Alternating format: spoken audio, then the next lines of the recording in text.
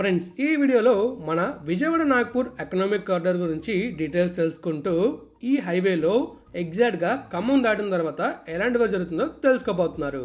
Hello friends, welcome back to our channel.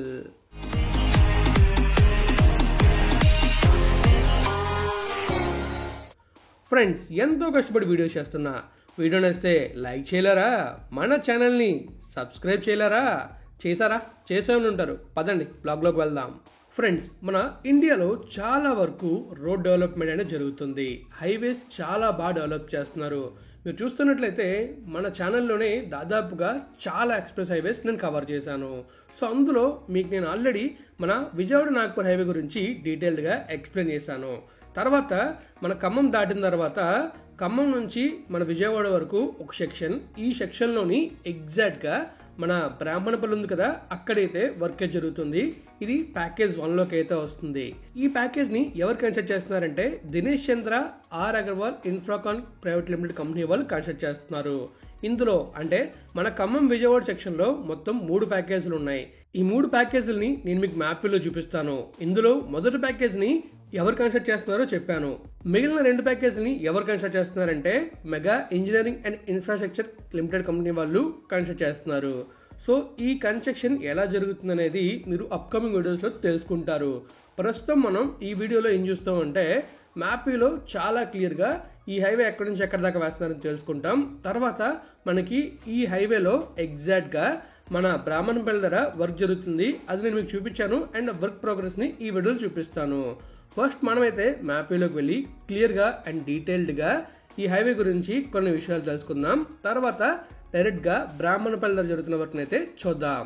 మరి వెళ్దామా మ్యాప్లోకి? చలో ఫ్రెండ్స్, ఇక మన మ్యాప్లో వెళ్ళైతే మనకు కనిపిస్తుంది కదా, ఇదే మన విజయవాడ నాగ్పూర్ ఎక్స్ప్రెస్ వే.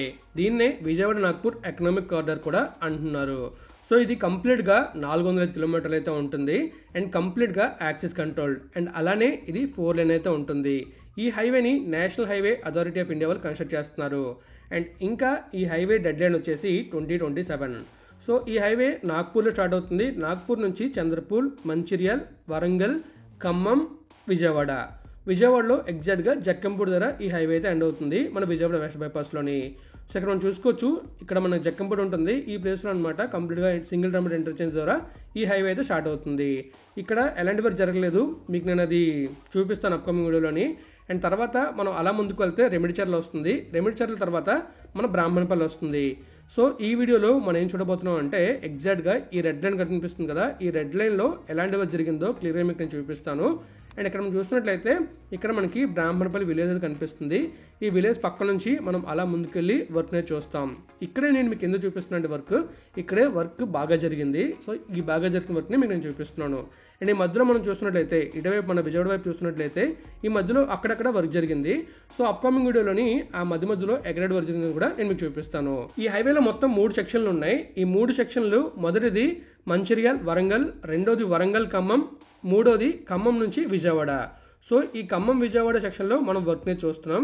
వరంగల్ నుంచి ఖమ్మం చాలా బాగా వర్క్ జరిగింది. అది నేను అప్కమింగ్ వీడియోలో మీకు ఏదైనా చూపిస్తాను.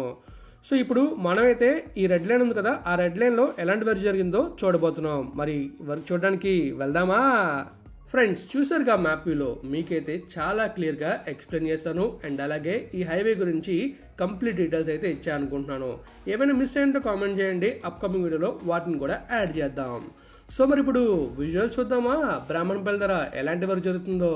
ఫ్రెండ్స్, ప్రస్తుతం మనం అయితే ఎగ్జాక్ట్గా మన బ్రాహ్మణపల్లి దగ్గర ఉన్నాం. రైట్ సైడ్లో మీకు కనిపిస్తుంది కదా, ఆ ఊరే బ్రాహ్మణపల్లి. అండ్ ఇక్కడ మనకి వర్క్ అయితే ఈ విధంగా జరుగుతుంది. ఆ ముందు చూసుకోవచ్చు లైట్గా వర్క్ జరిగింది. ఆ తర్వాత మనకి హైవే వర్కే కనిపించట్లేదు అండ్ అలానే అలైన్మెంట్ కూడా కనిపించట్లేదు. సో అలా మనం వెళ్తే మనకి విజయవాడ అయితే వస్తుంది. సో ఇప్పుడు మనమైతే టువర్డ్స్ ఖమ్మం వైపు చూసుకుంటూ ముందుకైతే వెళ్ళబోతున్నాం. ఇక్కడ మనం చూస్తున్నట్లయితే మనకి చాలా క్లియర్ కనిపిస్తుంది అలైన్మెంట్ అయితే.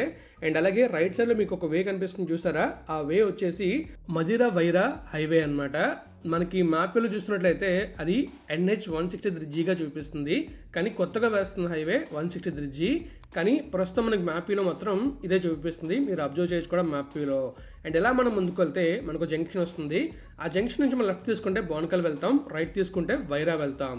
సో పక్కన మీకు కనిపించిన రోడ్ వచ్చేసి అలా వెళ్తే మనకు జంక్షన్ కనిపిస్తుంది. ఆ జంక్షన్ నుంచి మనం లెఫ్ట్కి రైట్కి వెళ్ళే ఛాన్స్ అయితే ఉంటుంది. సో ఇక్కడ మనం చూస్తున్నట్లయితే మనకు చాలా క్లియర్ కనిపిస్తుంది ఇక్కడ రోడ్ వర్క్ ఎలా జరిగింది అనేది.